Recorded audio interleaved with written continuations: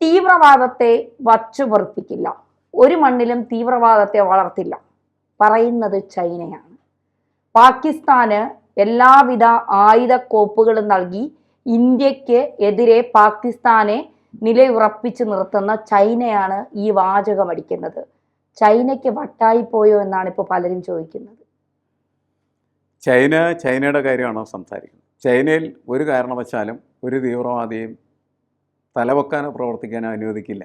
അവരെ ഉന്മൂലനം ചെയ്യാനായിട്ട് ടിയാൻമെൻ സ്ക്വയറിൽ എങ്ങനെയാണ് ആ രാഷ്ട്രത്തിൻ്റെ ജനാധിപത്യത്തിന് വേണ്ടി വാദിച്ച ചെറുപ്പക്കാരെ കശാപ്പിയത്, അതേപോലെ കശാപ്പ് ചെയ്യും എന്ന് ശക്തമായിട്ട് ചൈനക്കാരെ പഠിപ്പിച്ചിട്ടുണ്ട്. ചൈനയിൽ എവിടെയെങ്കിലും തീവ്രവാദം നടക്കുന്ന വാർത്ത വരാറുണ്ടോ? തീവ്രവാദ പ്രവർത്തനം ഇല്ല, ഒന്നും നടക്കില്ല. കാരണം അത്ര ശക്തമായ ഏകാധിപത്യ സംവിധാനത്തിനകത്താണ് ചൈന പ്രവർത്തിച്ചുകൊണ്ടിരിക്കുന്നത്. പക്ഷേ പാകിസ്ഥാനിൽ ഭീകരപ്രവർത്തകരുണ്ടാകുന്നതിന് ചൈന ഉത്തരവാദിത്വം ഏറ്റെടുക്കുന്നില്ല. ചൈനയുടെ ഒരു കാഴ്ചപ്പാട് എന്ന് പറയുന്നത് എങ്ങനെ കാശുണ്ടാക്കാൻ പറ്റും എന്നുള്ളത്. അവരുടെ ആയുധങ്ങൾ വിറ്റ് അവർ കാശുണ്ടാക്കുന്നു. ചൈന എല്ലാ ആയുധവും മിക്കവാറും എനിക്ക് തോന്നുന്നത് പാകിസ്ഥാന് കൊടുക്കുന്ന ചൈനയല്ല, അല്ലേ?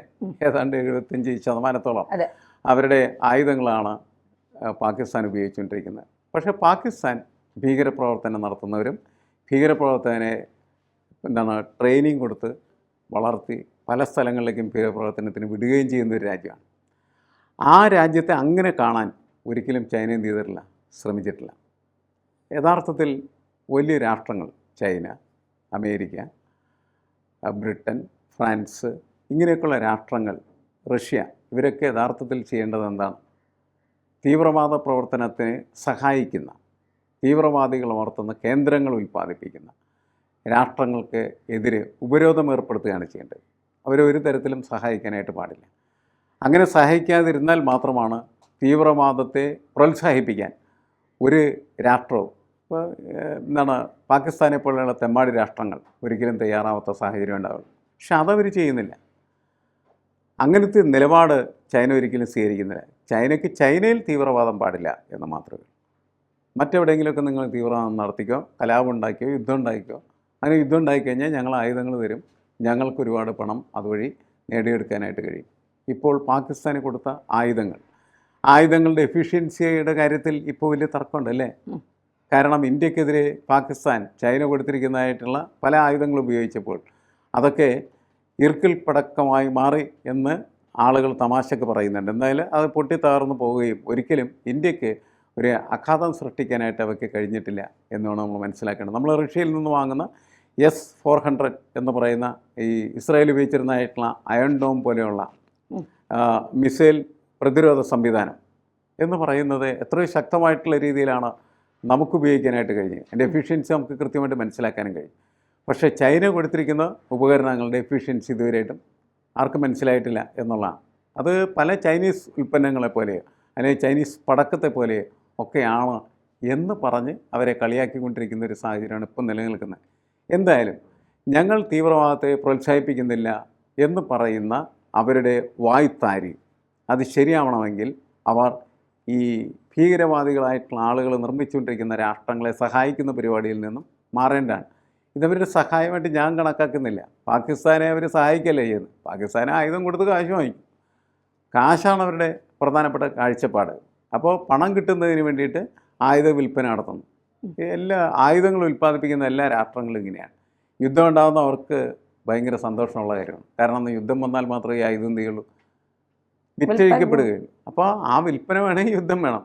അപ്പോൾ ഈ യുദ്ധം എന്ന് പറയുന്നത്, ഇവരുടെ യുദ്ധക്കൊതി എന്ന് പറയുന്നത് പണത്തിൻ്റെ ആർത്തിയുടെ ഭാഗമായിട്ടുള്ളതാണ്.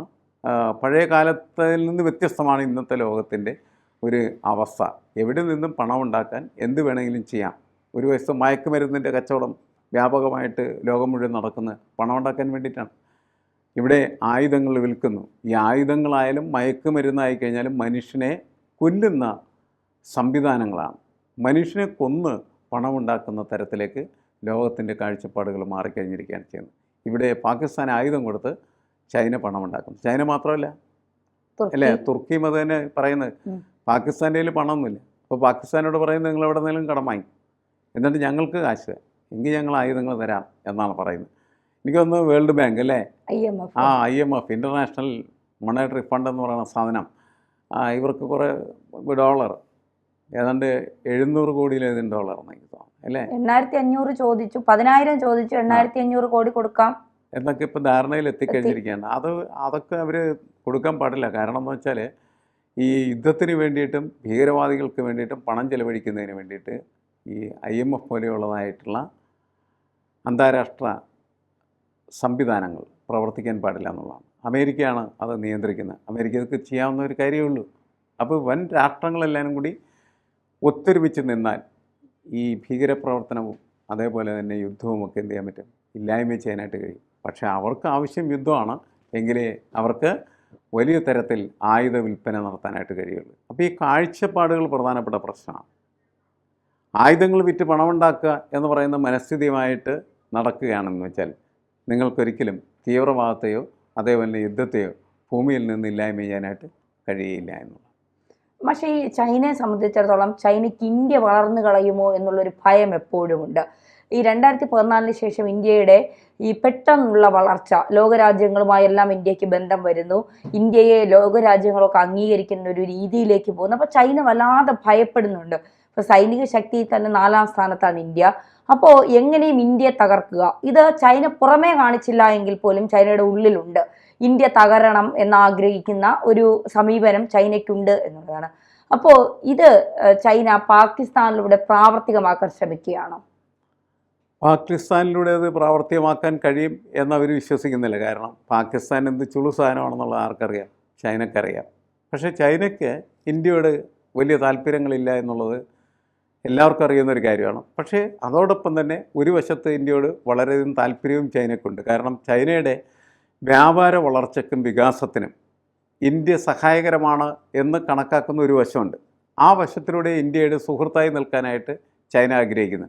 അതോടൊപ്പം തന്നെ ചൈനയേക്കാൾ വലുതായിട്ട് ഇന്ത്യ മാറേണ്ടതില്ല എന്ന് ഉള്ള ചൈനയുടെ നിതാന്തമായിട്ടുള്ള കാഴ്ചപ്പാട്. എന്നും അവർക്ക് അങ്ങനെ ഒരു പ്രശ്നമുണ്ട്.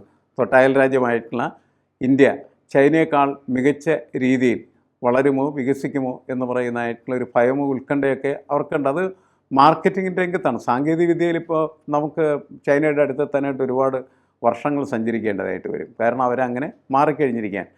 പക്ഷേ ഈ ലോകത്തെ ഇന്ന് നിയന്ത്രിക്കുന്നതിൽ പ്രധാനപ്പെട്ട ഒരു സംവിധാനം എന്ന് പറയുന്ന മാർക്കറ്റുകളാണ്, വിപണികളാണ്. ആ വിപണികളുടെ കാര്യത്തിൽ ഇന്ത്യൻ വിപണി എന്ന് പറയുന്നത് എപ്പോഴും ചൈനയെ ഇങ്ങനെ മോഹിപ്പിച്ചുകൊണ്ടിരിക്കുന്ന ഒരു വിപണിയാണ്. അവരുടെ ഉൽപ്പന്നങ്ങൾ വളരെയധികം നമ്മളുടെ വിപണികളിൽ വിറ്റഴിക്കപ്പെടുന്നുണ്ട് എന്നുള്ളത് വലിയൊരു സത്യമാണ്. അതുകൊണ്ട് ഇന്ത്യയുടെ സുഹൃത്തായി നിൽക്കുക എന്ന് പറയുന്നത് ഒരു വശത്ത് അവരുടെ ആഗ്രഹമാണ്. അതോടൊപ്പം തന്നെയാണ് ഇന്ത്യയുടെ ശത്രുവായി നിൽക്കുക എന്ന് പറയുന്നത് ഇന്ത്യ ചൈനയേക്കാൾ മികച്ചതാകേണ്ടതില്ല എന്ന ഒരു അസൂയയുടെ പുറത്തു കൂടിയുള്ള ഒരു സംവിധാനമാണ്. പക്ഷേ പാകിസ്ഥാനെ പോലെയുള്ള ഈ പേട്ട രാജ്യങ്ങൾ ഉപയോഗിച്ചുകൊണ്ട് ഇന്ത്യക്കെതിരെ എന്തെങ്കിലും ചെയ്യാൻ കഴിയും എന്ന് വിശ്വസിക്കുന്നവരായിരിക്കില്ല ചൈനക്കാർ എന്നാണ് നമ്മൾ മനസ്സിലാക്കേണ്ടത്. കാരണം ചൈന അമേരിക്ക പോലെയുള്ള രാഷ്ട്രങ്ങളുമായിട്ട് തന്നെ മത്സരിച്ച് ലോകത്ത് ഒന്നാം കിടയിലേക്ക് എത്താനായിട്ട് ശ്രമിച്ചുകൊണ്ടിരിക്കുകയാണ് ചെയ്യുന്നത്. പാകിസ്ഥാൻ എന്ന് പറയുന്നവരെ സംബന്ധിച്ചിടത്തോളം ചീള് ഉപകരണം മാത്രമാണ്. പാകിസ്ഥാൻ ആയുധങ്ങൾ കൊടുക്കുന്നു, അതിന് പണം വാങ്ങിക്കുന്നു. ആ കാഴ്ചപ്പാട് യഥാർത്ഥത്തിൽ അവർക്കുണ്ടാകുകയുള്ളൂ. ഇന്ത്യയുമായിട്ട് അവർക്കുള്ള പ്രശ്നം ഇതാണ്. ഒന്ന്, അവരെക്കാൾ മികച്ചൊരു വളർച്ച നമുക്കുണ്ടാകുന്നത് അവർക്കിഷ്ടം ഇല്ലാത്ത കാര്യമാണ്. രണ്ടാമത്, പക്ഷേ നമ്മൾ അവർക്ക് പരിപൂർണമായിട്ട് ഉപേക്ഷിച്ച് മുന്നോട്ട് പോകാനായിട്ട് കഴിയില്ല. കാരണം നമ്മളെ മാർക്കറ്റ് എന്ന് പറയുന്നത് അവരെ എപ്പോഴും വ്യാമോഹിപ്പിച്ചുകൊണ്ടിരിക്കുന്നതാണ്. അപ്പോൾ നമുക്കും പല കാര്യങ്ങളും ചൈനയിൽ നിന്ന് ആവശ്യമുണ്ട്. നമുക്ക് പല അസംസ്കൃത പദാർത്ഥങ്ങൾ, കെമിക്കലുകൾ, ഇതൊക്കെ അതുകൊണ്ട് ഇലക്ട്രോണിക് പീസസ്, പല കാര്യങ്ങളിലും നമുക്കും അവർ ആവശ്യമായിട്ട് വരും. അപ്പോൾ ഈ രണ്ട് രാഷ്ട്രങ്ങളും വളരെ നല്ല രീതിയിൽ സഹകരിച്ചു പോകുന്നത് രണ്ട് രാഷ്ട്രങ്ങളുടെയും വളർച്ചയ്ക്ക് സഹായകരമായിരിക്കും. അപ്പോൾ ഈ അഫ്ഗാനിസ്ഥാൻ, അതേപോലെ തന്നെ പാകിസ്ഥാൻ, ഇങ്ങനെയൊക്കെയുള്ള ഇതിനിടയ്ക്കുള്ള ചീള് രാഷ്ട്രങ്ങളുണ്ട്. ഇവരൊക്കെ ചൈന സഹായിക്കുന്നുണ്ട്, ഇന്ത്യയും സഹായിച്ചിരുന്നു പല ഘട്ടങ്ങളിൽ ഇവരെയൊക്കെ. പക്ഷേ അവരുടെ കയ്യിലിരിപ്പുണ്ട് ചില സമയത്ത് നമ്മളുടെ സഹായം നമ്മൾ നിർത്തിവെക്കുന്നതാണ്. പാകിസ്ഥാനാണ് ഇതിൻ്റെ ഇടയ്ക്കൊരു കരട് കഷ്ണമായിട്ട് കിടക്കുന്നത്.